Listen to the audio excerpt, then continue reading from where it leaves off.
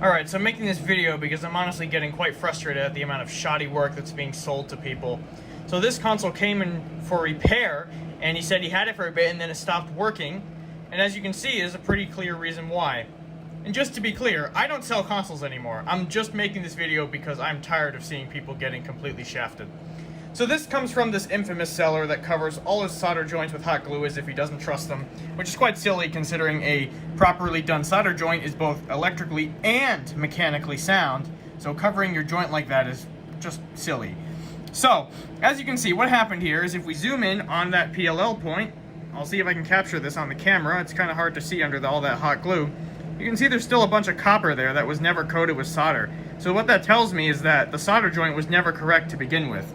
So essentially what happened is he covered this with hot glue, and I guess it looked fine because the hot glue was holding the wire in place. But as you can see, what happened is as the CGPU heated up during normal operation, this hot glue melted, and then the wire came away because it wasn't soldered properly to the board.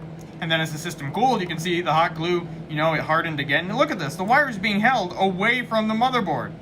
Yup, that PLL point is just bare copper, no solder on there. No wonder the wire came off. Ridiculous. Alright, and here's my rework. As you can see, everything is clean, nice.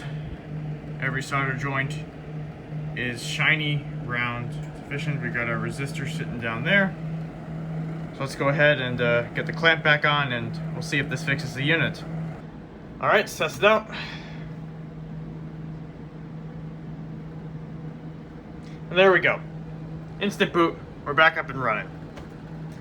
So as you can see, a good install goes a long way. So make sure that you're buying from a reputable seller and not from someone who's going to do this type of stuff to your console and then it breaks in a few months and you got to send it to someone like me to get it fixed.